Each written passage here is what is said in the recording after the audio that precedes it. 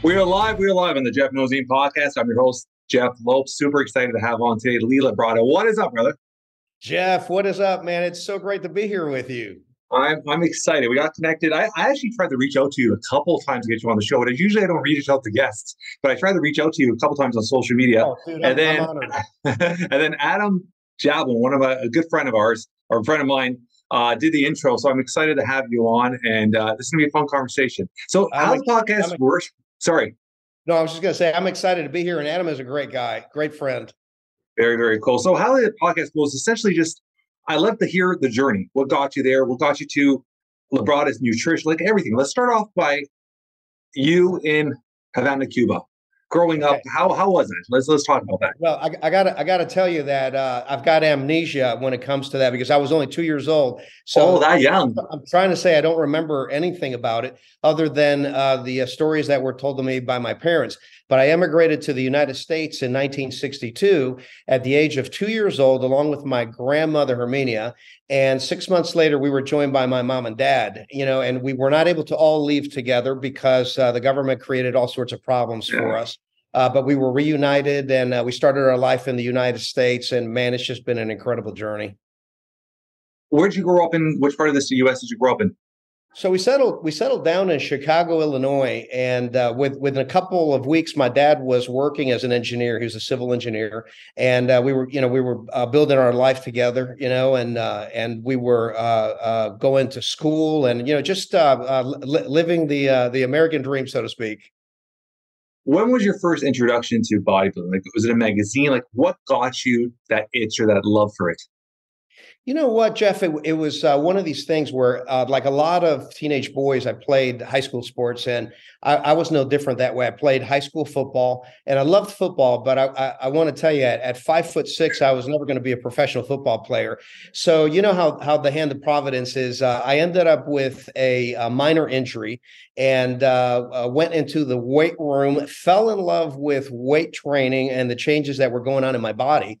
And not too long after that, I met another young man that attended our high school that was a bodybuilder. And I didn't know anything about bodybuilding. So I peppered him with questions and found out that there was a local show in Jacksonville, Florida, where I was going to high school at the time. And I entered the show, the Teenage Mr. Jacksonville, Florida, after training for an entire month. And when I showed up and when I got backstage, Jeff, I almost went home. I almost put my warm-ups back on and went home because I was like a $135 dripping wet. And these guys are all like 30 and 40 pounds bigger than I am. Yeah. And I was thinking, well, bodybuilding is about the biggest guy, right? And well, I was wrong. When the results came back that night, I actually had won the competition, so that was my start to bodybuilding. When you look at, the golden era of bodybuilding, and you look at you, Sean Rayos, and you look at bodybuilding nowadays, do you think of, when you look at the Olympia stage, and obviously that Mr. Physique and all that different stage, do you think that symmetry and all that stuff like that look is kind of pushed away to just size nowadays? No, I think that you're correct in that the men's open bodybuilding has been going towards rewarding size for many years. Yeah. And so these guys are really big. And when I mean really big, we're talking they're massive. Like 5'9", 260 pounds with about 4% body fat. They're enormous. Yeah. And so that's the men's open, but the men's classic bodybuilding has a weight limit for your height. And those guys look more like the physiques from my era in the 70s and 80s. So, I tell people it's like going to car races. If you like Top Fuel dragsters, the men's open is for you. If you like Formula One, that's classic bodybuilding. When you first, it was 1985 when you won Mr. Universe, right? Correct? That's right. Mm-hmm. That got you your pro card? Well, that is how I earned my pro card. That's right. So when you got on the pro stage, was there automatic results, or did you really have to change how you did everything? Did you, when winning your pro card, did you take a time period off, or you went straight into the pro division? I did. I took a year, and during that year, I refined my physique, and I have to be honest with you, winning the IFBB Mr. Universe and then going into the pro ranks, it was still, a leap in the level of competition. It's kind of like comparing college football with pro Yeah. football. There's just a quantum leap.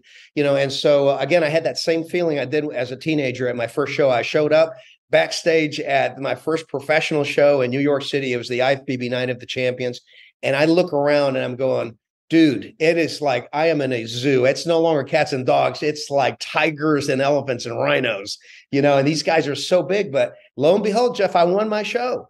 And I quickly made my mark, and I learned that bodybuilding wasn't just about the biggest guy. It was about a number of factors, including symmetry, proportion, definition, conditioning, so many things. So when you're going up the ranks or trying to get your pro card, who did you look up to? It was like more of a Frank Zane. Like, who did you look up to as a bodybuilder? Frank Zane was one, and I actually had the pleasure of training with him prior to the 1988 Mr. Olympia. Frank and I are still friends to this day. Frank Zane was one. Mike Mentzer was another one. Danny Padilla was another one. Arnold Schwarzenegger. So, I saw the guys in the bodybuilding magazines, and these are the guys that I aspired to be like. But at some point you have to make your own mark, and you have to develop your own style. You develop your own physique and your own persona. Yeah, Frank. I had Frank Zane on the podcast. Interesting gentleman. An incredible conversation we had. So yeah, he's a great guy. Yeah, he's incredible. So going through there, is there any stories that you could share with us from the Mr. Olympia days that you haven't shared?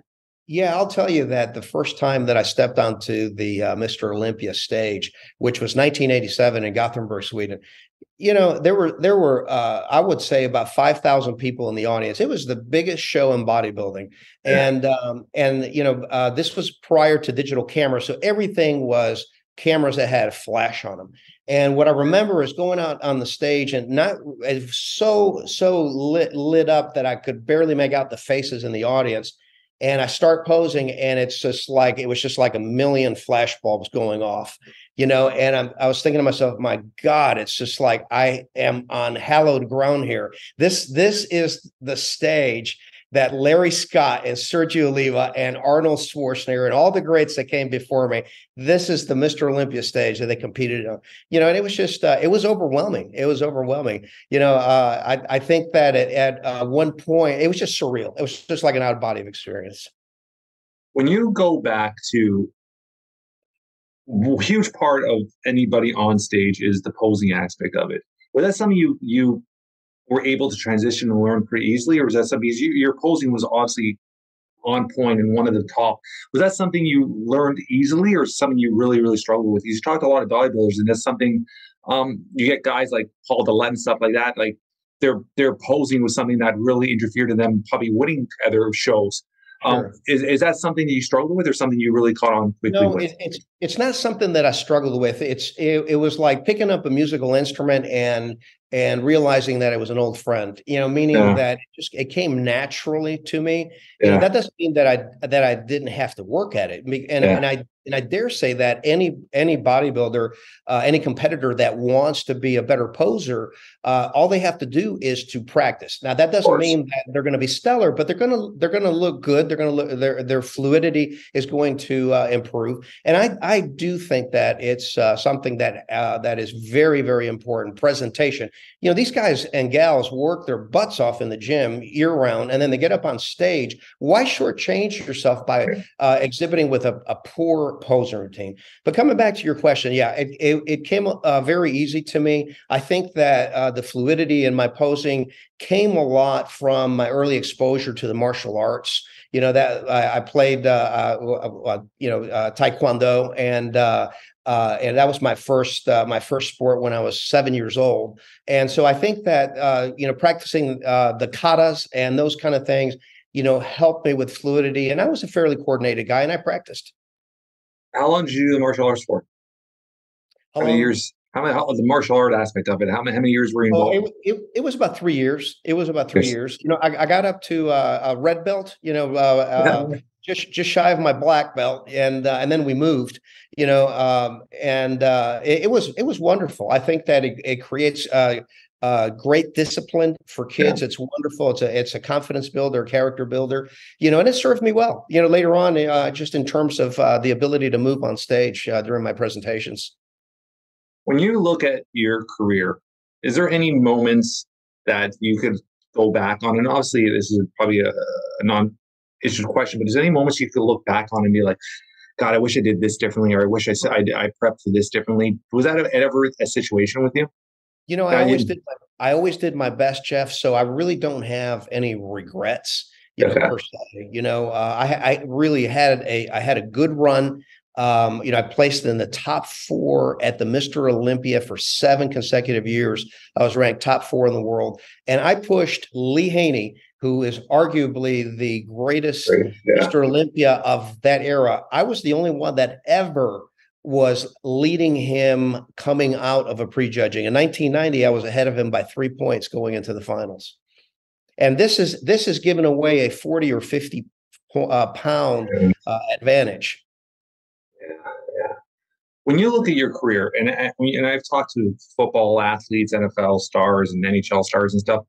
When you look at your career, when did you? I mean, you're a little different because it's physical. But when you look at your career, when was that moment when it was like, okay, I'm coming near the end, and how did you deal with that? Because that's obviously that identity is very hard to separate from yourself. When did you know that it was coming to an end, or did you know that, okay, this is time to kind of, this is where my last moments are going to be on stage?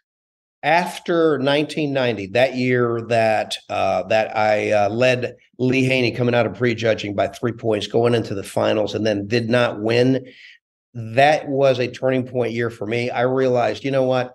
I have got to start internalizing this sport rather than looking at it from an external standpoint, meaning that I have to do this to be better than last year's Lee LeBron and get the satisfaction that I'm going to get from the improvements that I'm making.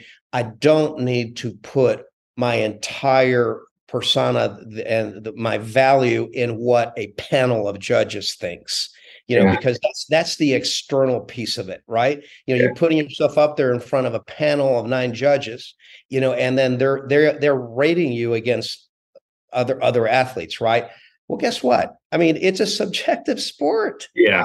So, I knew what I had, but after 1990, I basically disassociated myself from ever putting too much weight on what a panel of judges thought. I was just going to do this for myself to improve my craft from year to year. You officially retired in what year? So I retired in 95. I retired in 1995. Yeah. And I never placed less than 4th in a pro bodybuilding competition, with the exception of the very last show I entered, which was the Arnold Schwarzenegger Classic in 1995. I dropped to 5th, which to me was the judges sending me an adios. It's funny because when I was talking to Frank Zane, he had very much the same mindset, where it's, and I'm sure a lot of bodybuilders do. It's because you're put into a panel of judges that have different views, different ideas, and it's always you can stand there and it never feels right. So when you retire now, and when you did your bodybuilding, those years as a pro bodybuilder, were you ever, as an entrepreneur, like, did you do anything as an entrepreneur? Were you already personal training people? Like, what were you doing? Or were you just dedicated to being an entrepreneur as a bodybuilder? Because I want to talk about you as an entrepreneur. Was that something where it was just, I'm focused on this and this is all I care about right now as a pro? Or did you really dabble in being an entrepreneur? Being a professional bodybuilder was first. Okay. However, I had a lot of time on my hands.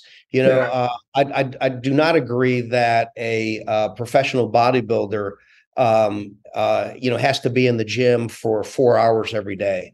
I was in the gym for an hour and a half, and if you're training intensely enough, it's enough. know, and so that leaves plenty of time during Yeah. the rest of the working day to Yeah. pursue other things. You know, for me, it was seminars and appearances.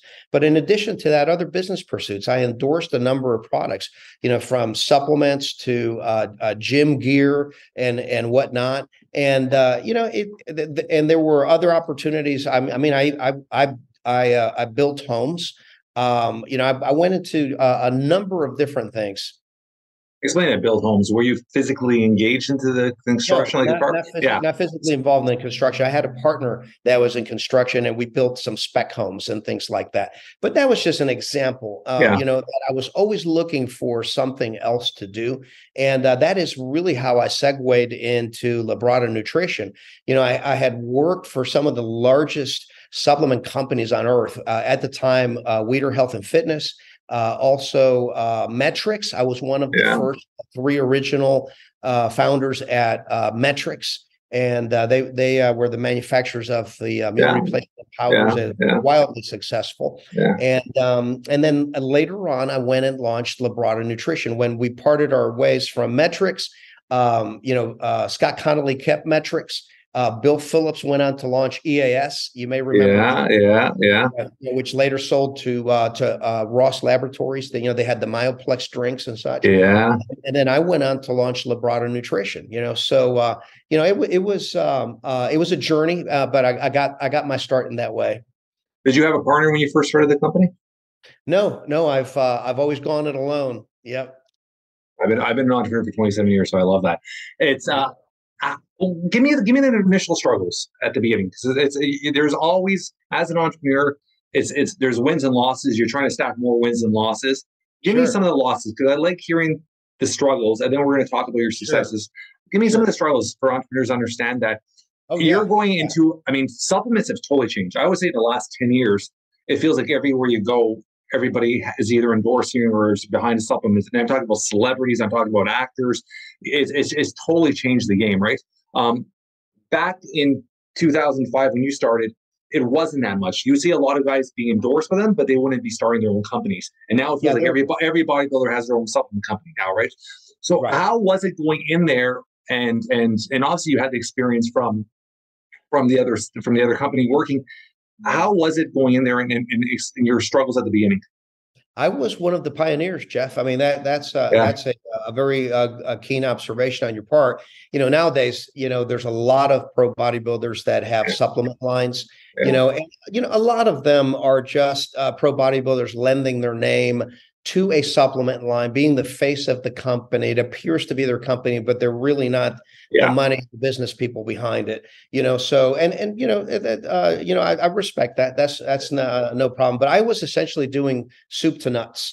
You know, Yeah. like you, I was running a business. I had my operational hat on one minute, my accounting hat the next minute, and my marketing hat the Yeah. next minute. You know, so I was doing it all along with a small group of people, including my wife and my dad, and some employees that we hired early on. But it was very, very competitive. I was one of the trailblazers in terms of being a pro bodybuilder with a supplement line. You know, I really don't know that there was another one at the time. I don't think there You was. know, and there were shortly after that, there were, Yeah. you know, that came on, you know, but I believe I was a trailblazer. And I will tell you that in the first year that we ran the business, I set up a business model, you know, that was very similar to network marketing, which I did not know very much about, but I just thought, hey, how cool, you know, we'll just get people talking about the product and, Yeah. you know, that type of thing. Well, I'll tell you what, I got in and I realized very quickly that we were not making any money, because the compensation program that we had put together for the network was very lucrative for people that in the network, but it just did not fit the standard business model that network marketers use. You know, which is a very high markup, you know, to offset the cost of the network and that type of a thing. And so after 1 year, I had literally burned through half of my life savings. 1 year. And I remember to this day, having a conversation. I called my wife up, Robin. We've been married 37 years now, and she's just awesome. And I call her up at the time, and I said, Robin, we need to meet for lunch. I got to talk to you. And so we meet for lunch, and I tell her, look, this is what's happened. What's happening, as you already know, the business is not making any money. In fact, it's costing us money. Okay, this is a year later. All right, and then our choices are this: we're at a crossroads. Okay, I'm going to either reinvent the business and go to a standard distributor retailer model, okay, and cater to the athletes and bodybuilders that follow me, or we can hang on to the second half of our savings, and I can be a personal trainer. We'll make a decent living, and we can go that route. And she said, "What do you want to do?" And I go, "I want to go for it." She goes, "I want to go for it too."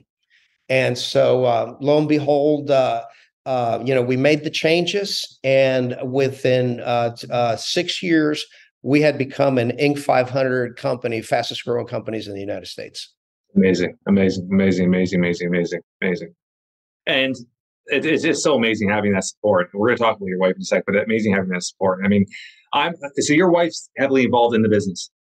And not anymore. Not anymore. I will tell you, though, that she's a very, very bright lady. One of those things that if I ever got sick, she could step right in. Yeah. It's interesting. So I've been married for 19 years. Congratulations. And my wife from day one says, I'm going to support you. I'm going to always be behind you, but I don't want never to be involved in any of your companies. And she always and I appreciate that. She has her own career. She appreciates her career. She has her career. We've been married for 19 years. Yep. Happily married. Don't argue about money. We have a great relationship, and we never have had a bank account together. Oh, right. She has her money. She has money, and it works. It works. Well, there you go. You nailed it on the head. Whatever works. Every person is an individual. I appreciate that. I appreciate what you did, because it's funny because my wife always said the minute I start working for you is the minute we get divorce papers. She goes, I love coming home, seeing you, spending time with you, but I don't want to be with you at the office every day. It can create a whole slew of stresses. You said your dad was. Is your dad not what he's still with us? No, my dad passed 10 years ago. Yeah. Okay. I lost my dad 19 months ago, so it's and the same thing. My dad was very close to me, and I see obviously your dad was a big part of that. I'm sorry, brother. I know. And I'm sorry for you. Yeah. It's crazy. Yeah, my dad was. I'm the fathers are a treasure. Yeah. I was a 45-year-old, and I always told people this. I would talk to my dad 3 times a day on the phone still. I would call him on the way to the office. I would call him on the way home, and I would call him before I went to bed every night. So we had a great relationship. And he was there every day. Yeah. He must have been very proud of you. He was very proud of me, and I was very proud of him, because I will tell you that it takes a lot of courage to get up and leave a country, to go to another country where you really don't speak the language very well. Yeah. And the climate is 180 degrees different than what you had. We go from a tropical place to 3 feet of snow. He'd never seen snow before in his life, and within 2 weeks, he's working as an engineer for another German engineer, and carving out a life for us. So he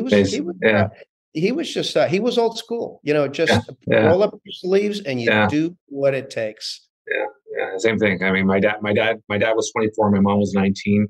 He finished the army, and they finished the army, got married in a week. He got back from the army in Portugal, got married, and within a week was in Canada, not knowing a person.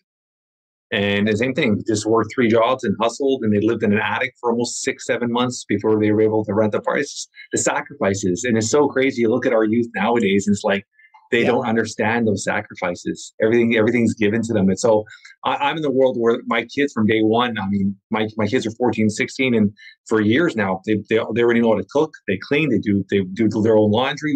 We teach them. They don't have to. We teach them work ethic. My daughter at 16, I got her a job at a farm, because it's not because she needs the money. We're doing it financially okay. It's the work ethic, teaching them how to understand what it is to earn a dollar. So I think I appreciate that.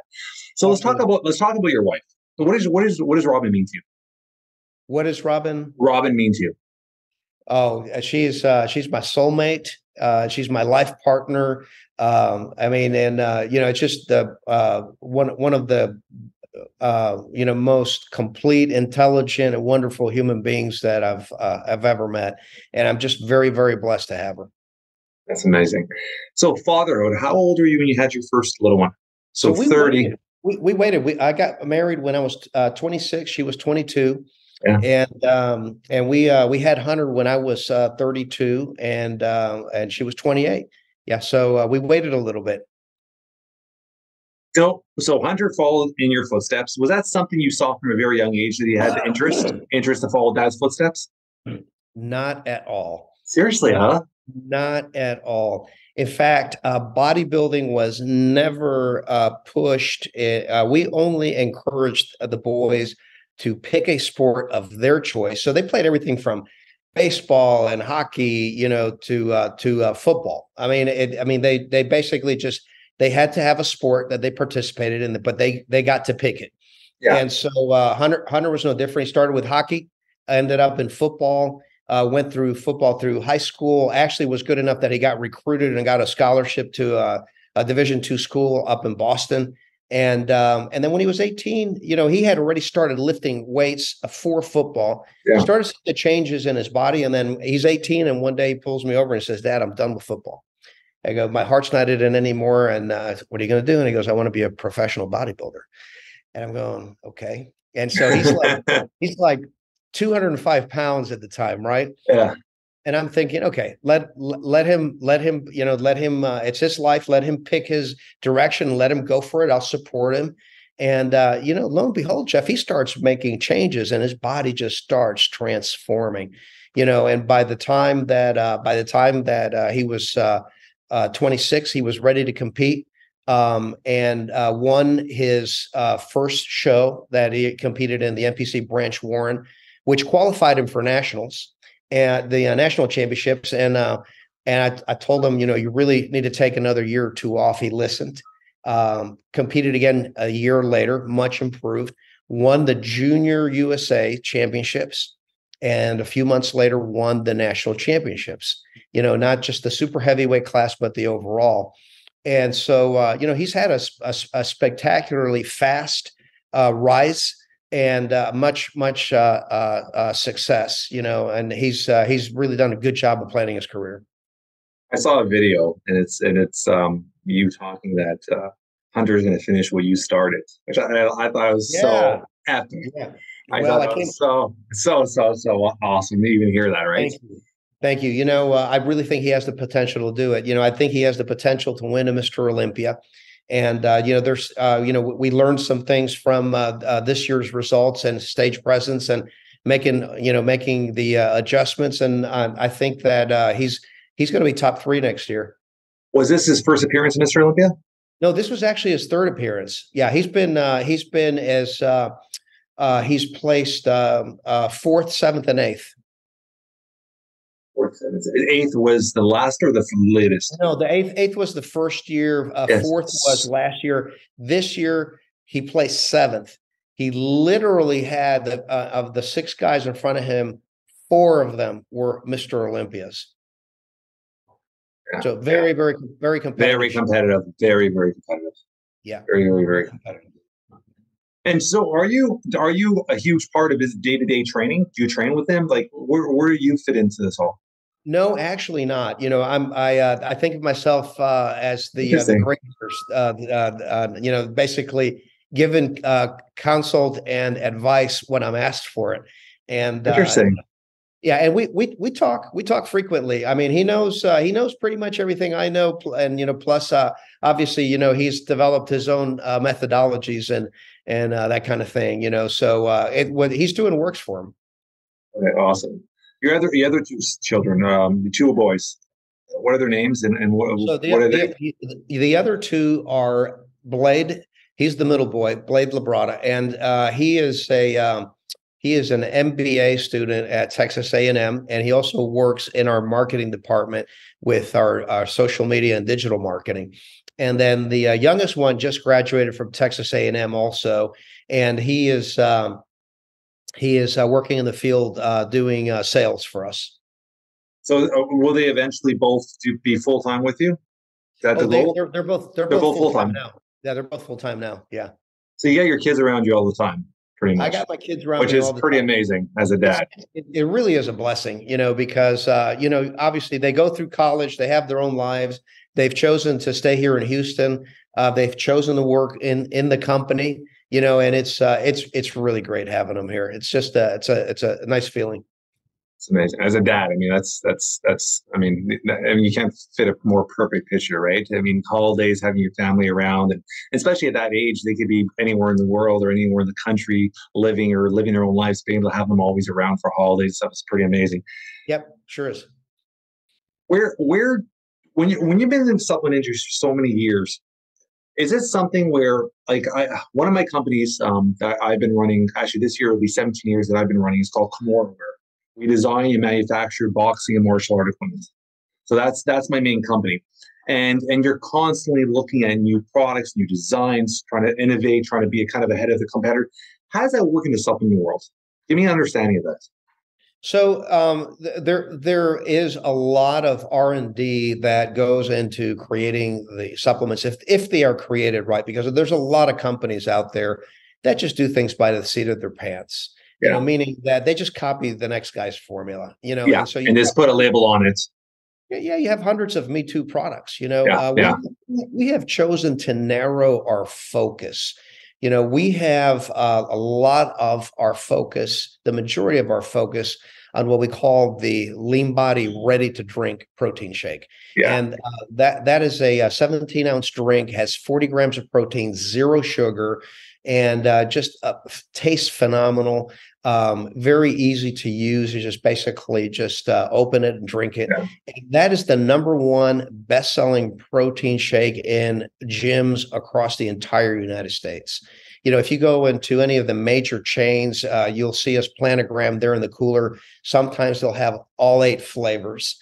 And people just love them. They will literally just use them right after they work out. They'll grab one out of the cooler and they're good to go. They got their protein fix. Do you have with your supplements? Do you have a shelf life? When I'm talking about shelf life, I don't mean the expiry date. I'm talking about, do you look at a shelf life when you come up with a new product? For example, I have a 3-month shelf life, so we come with a new glove, new training equipment.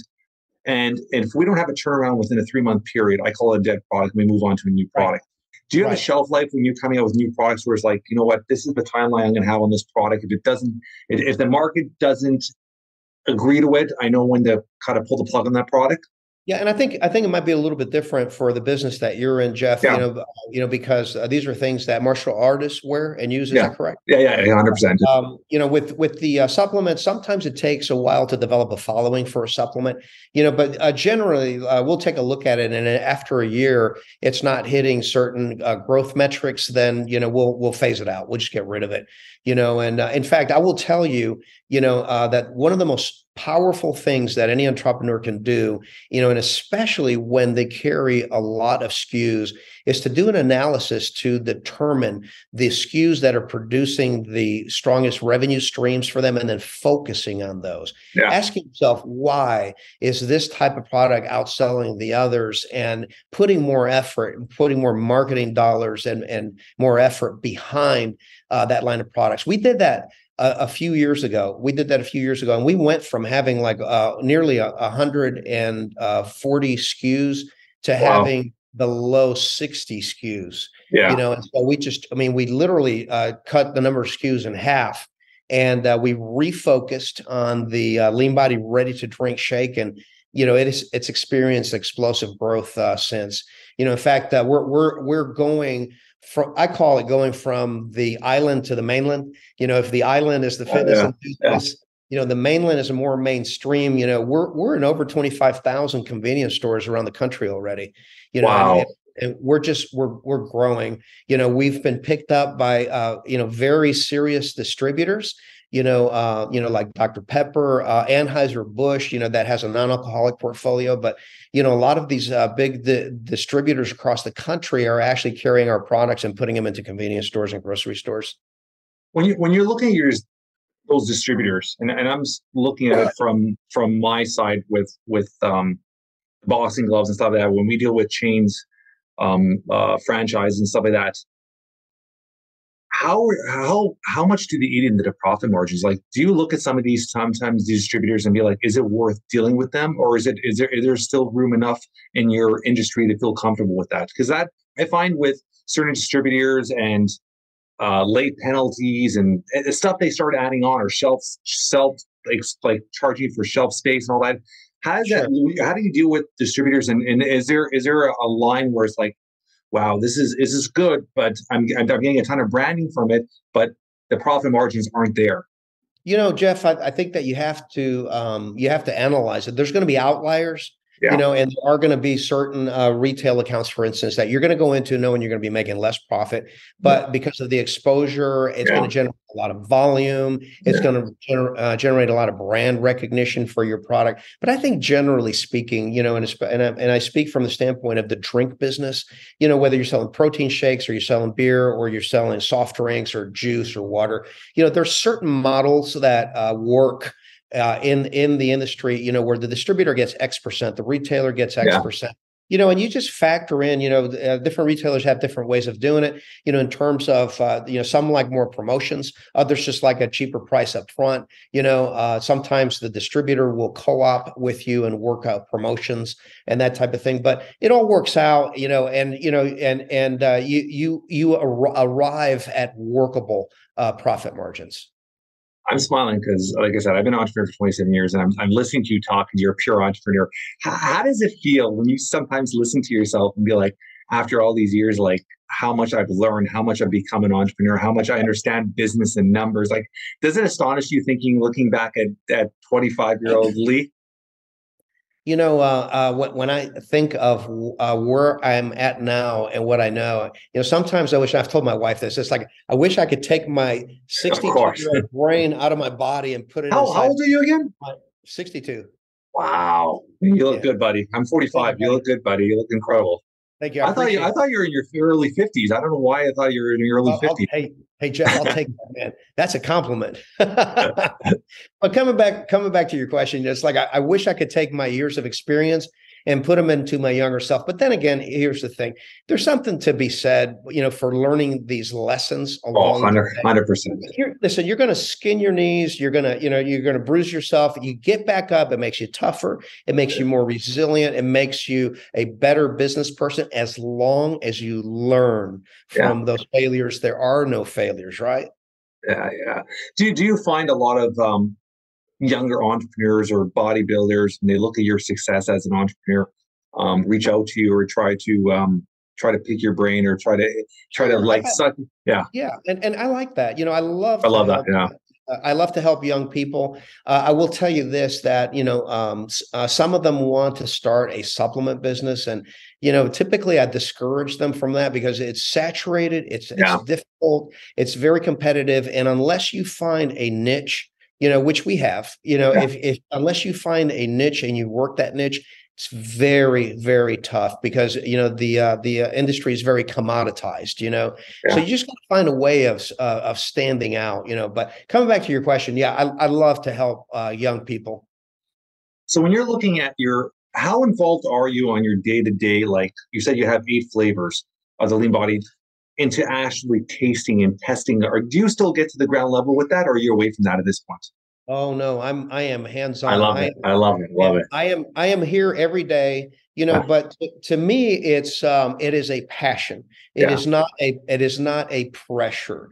Yeah. We've had, by the grace of God, we've had great success and continue to do so. And we have many opportunities and many more doors opening up as we look in the years ahead.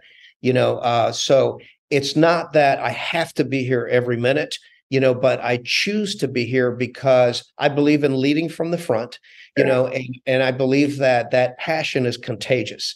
Our employees are just phenomenal. If in fact the average tenure of my staff is over 10 years, Yeah. you know, Same here. Same here. like, we bring them in, we vet them very, very carefully. We're not fast to hire, but once you're brought on board, a lot of them turn into lifers. I love it. I love it. I love it. Where do you see the company? And when you look at your growth, have you seen, what you said with the lean body? Is that something you're in the last 5 years you've seen the most growth, or is it something where it's been a steadily incline? When I look at my company, 17 years, we never shot up. It was just steadily 5-10% every year, a steady growth. We just kept, and we would see the big boys slowly start dropping off, and we just keep growing and going and going till we got to where we are now. Right. Is that something where it's been steadily, or it's been like boom, boom, boom, lean body, let's explode? How has it been, the growth? It was we've had both to answer your question. We've had periods where, it's like sailing a ship and the wind dies, and you're just out there in the doldrums, and you're trying to figure out how you move forward. We've had years like that, and then we've had years where we've had steady growth. The growth that we've had, we've been able to manage, and that's because we've been able to put systems in place early process on that, I have systems in place that would allow us to double and triple the company without overtaxing the systems. I might have to hire some more people, to get the work done, but we have systems in place, and so, it's been steady is the answer. Yeah, it's so important, the process, right? I mean, a lot of people don't understand really the process and how much work goes into it. So I love that. Boy, let me tell you on that note, just the fact that that you're emphasizing the process.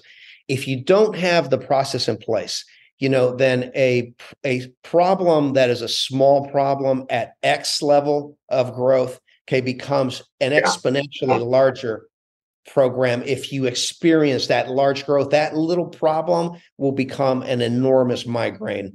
So you really have to have the systems in place. You got to have all the kinks worked out. Be careful what you wish for in terms of, rapid growth. Rapid growth sometimes is not healthy growth, and especially if you're spending everything you make or going into the red to generate that growth. My advice to entrepreneurs is to stay profitable. Yeah. I mean, that's something I've done, and that was one thing with my company was that steady growth, and that allowed me to keep every year pulling money to, like, I love real estate and really investing in a lot of real estate, but it was just a steady growth. I never wanted to explode, and I had opportunities through 17 years to really have massive accounts, and I turned a few of them down because I knew we would go into the red and put our hands and our prayers into a Costco and cross our fingers that they didn't return our goods after 60 days and we stuck here. So it's been that let's go steadily to where we are, not knowing that even if we take a little fall, it's a tiny fall that we're not going to see on the bottom line, right? So I love that. When you look at your supplements, when you look at your company in general, when do you is it once a year, every 6 months, that you say, okay, let's reevaluate what we have and let's start adding? Or when does new products come along? Or do you have a team that's always trying to invent new products? Like, how does that all work with the new products? We have weekly meetings, management and marketing meetings, and we have quarterly meetings with the managers where we literally do a postmortem on the quarter. And talk about the highs and the lows, things that happen, things that need to change going into the next quarter, and then we have an annual plan as well, so I think that those are all key, for determining, next steps and new products and that type of thing. Are you ever influenced with your buyers into new products? We will listen to the buyers, but we will listen to the customers also, because at the end of the day, customers are the ones that move product off the shelf, right? They vote with their pocketbook. So we would be wise to listen to, and or observe what the needs of the customer are, because sometimes the customer will tell you, I want A, but hey, guess what? I'm watching you reach over there on the shelf and pull off B. So, you probably need B. You have to be attuned to that kind of thing. But I think it's important to be attuned to your customer, Where do you see your projections growth-wise? You've been now 2005, so 15, 16, 17 years. So we started 2006. So you're a year older than us. So where do you see the company going over the next 5 years? Well, I think over the next 5 years, I think we can double the company. That much, huh? And the idea is to just keep growing our distribution and just growing our sales volume and Jeff, it comes down to helping people as well. I don't know whether you've had a chance to look at it or not, but we have a number of educational materials that we put out there from videos, to articles, to newsletters. We've been doing a newsletter for 15 years, and we send out free information. We want to train people up on how to use the products and how to work out, how to eat right, and those type of things. So we think that those things are really important too. Yeah, that's amazing. And it just like you said, it's that added. I was just listening to a gentleman the other day, and he was talking about how newsletters work and how this guy's built an incredible, I guess, a newsletter blog, and how he gets so many sales from it is he says 70%. His thing is 70% information, 30% sale, and that ratio has worked for him for years and years, which kind of makes sense because a lot of emails you get from shops are just look at the new product, buy, buy, buy, buy, buy. There's nothing to reopen it and care about. So I love that you're constantly giving information to people. I think that it's really important that your customer base knows that you're providing more than a product. You're providing education, you're providing an experience, and along the way, by doing those things, you're building trust with the customer. So when it comes time to buy a protein, okay, protein, you could say, well, protein's a generic thing, right? There's hundreds of different brands, but you know what? This brand right here, it resonates with me. They take care of me. I'm anytime I got a question, they answer the question. They help me. They give me valuable information, and they've really helped me turn my life around. This is the brand that I like, and this is the brand I'm going to recommend to my friends. And there's just a lot of that going on nowadays. Whereas maybe 50 years ago, before the advent of the internet, you had these major consumer goods companies, and they had to spend millions of dollars on branding, and the choices were few for customers. Now, customers have hundreds, if not thousands, of choices. And a lot of times what they'll do is they'll do their online research. I know I do. I'll go in there, do the online research, see what products resonates with me, and then look at the company and say, do I like the company? Do I like what it stands for? Do I like the product? And can I trust this company? That kind of thing. You read reviews and then you make a decision. With your company, I don't know if you're going to answer this or not, but are you working with co-packers, or do you actually have your own factories now, your own, like, how does that work at your level? Because obviously you're distributing so much, right?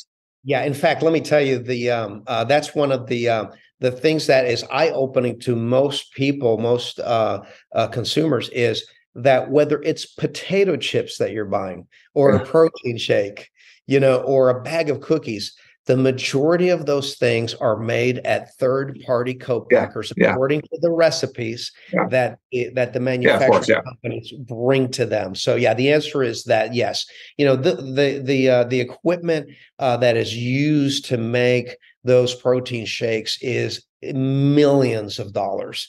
I mean, these facilities are hundreds of thousands of square feet. I mean, they've got so much stainless steel tubing and machinery in there. You think you're visiting NASA. And then your product is being run alongside the likes of Nestle's and Carnation, and very, very venerable large brands. So that never crossed your mind about having your own location? It did, in term, like especially where the powders and that were concerned, but it's become very evident to me as an entrepreneur over the years that it's better to let the manufacturers focus on what they're good at, and then I can focus on my customer and, and working with my customer, educating them, doing the R&D and bringing them products that they really enjoy.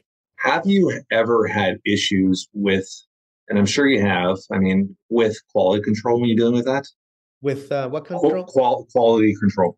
We've got fantastic quality control. So I have not, fortunately, have not had issues with that. But good. It's because we really put a lot of bench time into it. So the quality control starts at our co-packers. A lot of them have the highest certifications, inspected by FDA. Okay.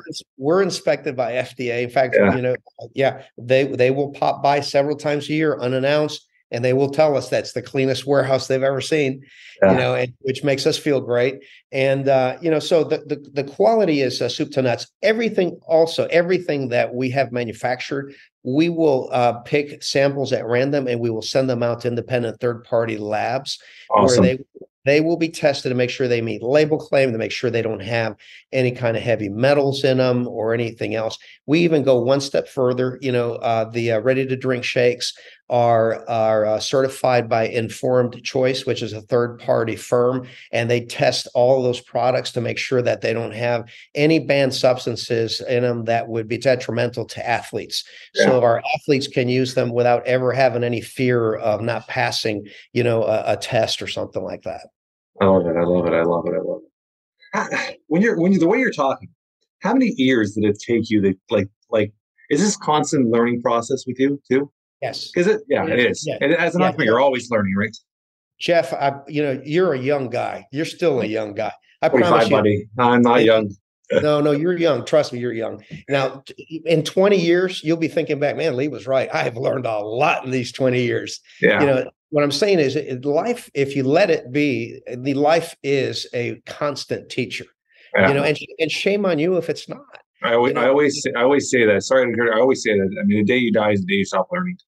Yeah, for sure. And I heard it said once that the two things that give the most satisfaction, I think it was Anthony Robbins that said this, the two things that give that are most gratifying to people is personal growth. So when you're learning things, and growing personally and giving, it feels good to give, whether it's of your time or your knowledge or what have you. Yeah, I love it. I love it.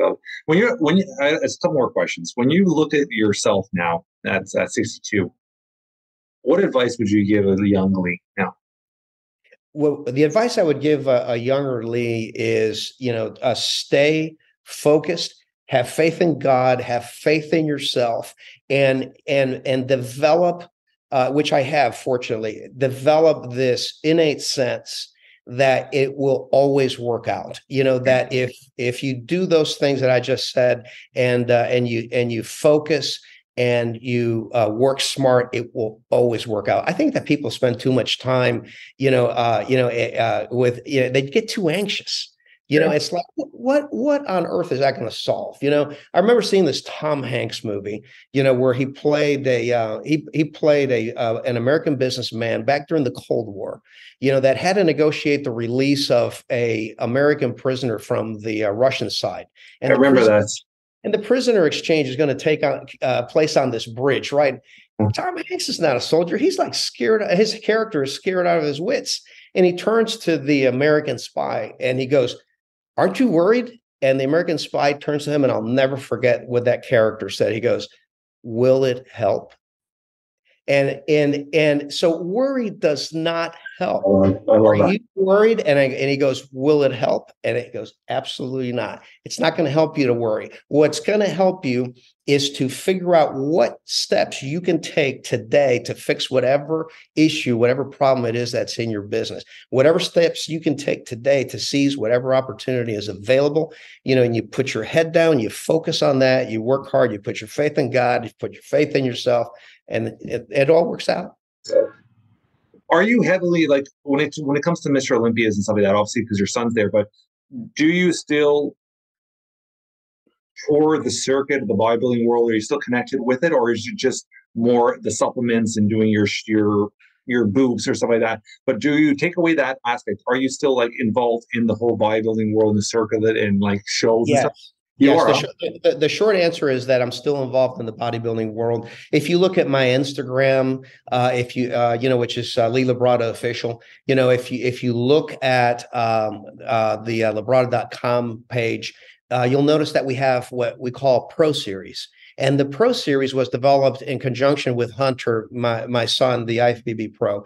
And it is a line of supplements that basically is a Lamborghini. I mean, we basically pulled out the stops and it said, if cost was no concern, what would this product line contain? Because we're going to design this for professional athletes. It's not going to be the cheapest. It's not going to even be a middle of the road price thing. It's going to be basically the Rolls Royce. Basically it's like, if money's not a concern, what do you want to put in your body? And man, this thing is just like, it's unbelievable, and so we have that line of products. That line of products helps us. We consider that the race team, and we have Pro Series athletes. So Ford does not want to put you in one of their race cars. It wants to put you in one of their passenger cars, but it has a race team. And it's important for us to have a race team also, because it is part of our roots, part of our image to keep in connected to the bodybuilder and the athlete. I love it. I love it. I love it. Last question. If something were to happen to you today, in a few words, how would you want to be remembered or described by your loved ones? I would want to be remembered as a good person first. I would want to be remembered as a person that loved people, that loved God, that did his best every single day when he got up just to contribute to society and his fellow man. I love it. I love it. I love it. Anything you want to leave with our audience today? You know what? I think we have covered it all. And I want to say this. I know a little bit about your background too, in terms of coaching fathers. And I think that is phenomenal. In fact, I was having a conversation with one of my coworkers in the lunchroom yesterday, and we were talking about angst and anxiety that you get from work and from different things. And he said, how do you keep those things separate? And I go, well, I wasn't always able to do that. When I was first starting out as an entrepreneur and I had the young boys at home, starting that business was a full-time thing, and I wasn't the best at clearing my mind when I came in to home. Nowadays, I can honestly tell you that I can compartmentalize. When I'm at home, I am not thinking about my business, and when I'm at work, I'm not thinking about home. And that's not in a bad way. It's just that I'm focused. I'm present. Being present. I'm being present. And there was a story that came to mind that I told them, and then I'll leave you with this, Jeff. That there's a story about a farmer, a ranch hand that used to come home, and before he walked into the house, he would go up to this tree that was in front of his house, and he would basically do this imaginary motion where he would take something off his neck and he would put it on the tree. And the little boy asks him one day, "Daddy, what are you doing out there with the tree?" And he goes, well, son, that is my worry tree. So every day when I come home from work, I take the day's worries off and I hang them on the tree. And when I get up the next morning, they're still there, and I'll put them back on, but I don't wear them inside the house. So it takes effort, but that's one of those things that I can share with you that I think is a wonderful lesson for those young dads and moms that are entrepreneurs. Learn to compartmentalize as best as you can. Those kids, that's a once in a lifetime opportunity. And it's magic. Awesome. What a great little finished story there. Where can our audience get a hold of you, find you, reach out to you? So I'm on Instagram at Lee Labrada Official, and we are at labrada.com, labrada.com. We are also at leanbody.com. So check us out, and if we can help you guys, we would love to do that. Love it. Love it. Love it. Love it. Thank you very much, brother. Okay. Thank you, Jeff. I appreciate the opportunity to be here. You're awesome.